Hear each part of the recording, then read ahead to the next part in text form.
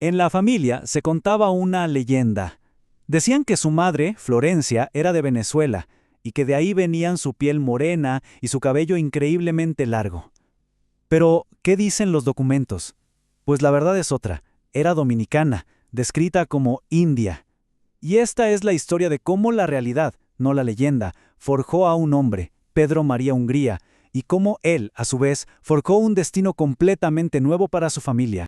Para entender a Pedro, hay que empezar por su padre Bernabé.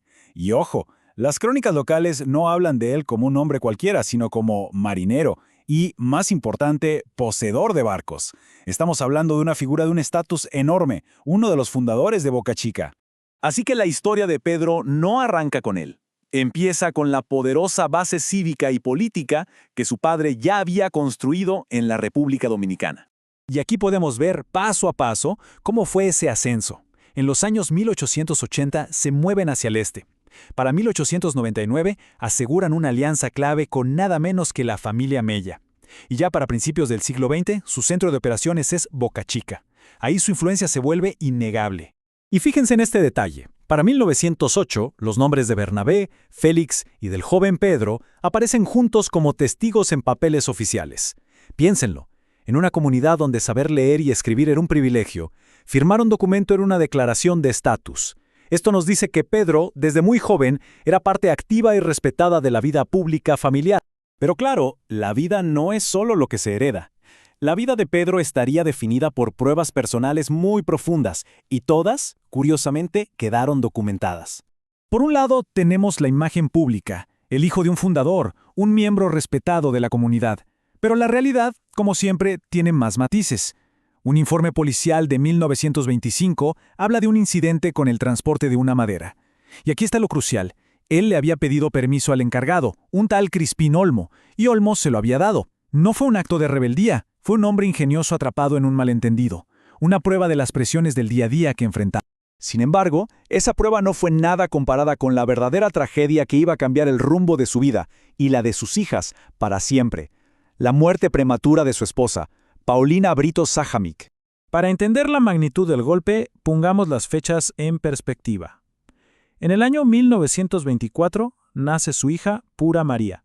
Apenas 5 años más tarde, para 1929, los registros ya confirman que Paulina había fallecido. Esto significa que Pura María y sus hermanas perdieron a su madre cuando eran apenas unas niñas. Y así, de un día para otro, Pedro María Hungría queda viudo. Completamente solo, con la responsabilidad total de una familia numerosa de puras hijas pequeñas. Este fue el desafío que lo definió. Aquí su vida dio un giro de 180 grados y pasó de ser el heredero de un legado a tener que construir uno nuevo desde cero. Ante una adversidad que uno apenas puede imaginar, Pedro tomó una decisión.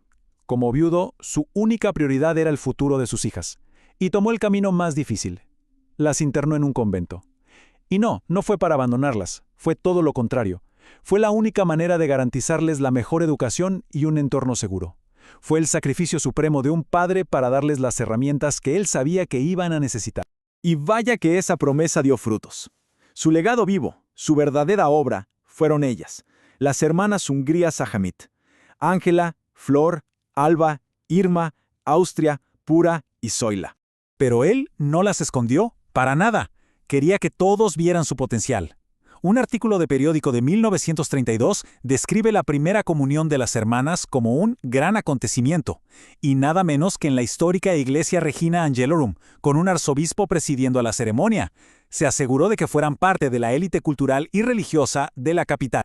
Y los periódicos de la época son el mejor testigo. En 1936, Alba Hungría aparece en el cuadro de honor.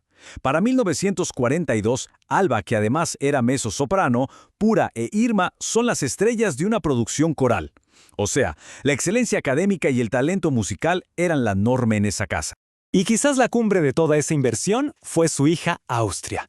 En esta tabla se resume su éxito. En 1950 presenta su tesis doctoral. ¡Doctora! Y ese mismo año, la Gaceta Oficial publica el decreto presidencial que le da su licencia para ejercer como farmacéutica. Una profesional con todas las letras, con una carrera que se extendió por décadas, incluso fuera del país. Y así, la inversión de Pedro rindió frutos. Pero no en tierras ni en títulos, sino en la creación de una nueva generación. Una generación moderna, educada y sobre todo resiliente. La educación fue su pasaporte al mundo. Primero, Pedro les dio una base sólida, una educación de élite. Luego empezó la migración. Pura María se casa y se va a Venezuela. Y a partir de ahí, la expansión fue imparable. La línea familiar de Zoila, por ejemplo, llevó el legado hasta los Estados Unidos. A diferencia de las propiedades de su padre y su hermano que terminaron siendo motivo de disputas legales por décadas, el verdadero legado de Pedro fue móvil, fue intangible y creció más allá de las fronteras. Fue una diáspora internacional y próspera construida sobre los cimientos de su sacrificio. Vamos a seguir esa promesa en el mapa, para ver hasta dónde llegó.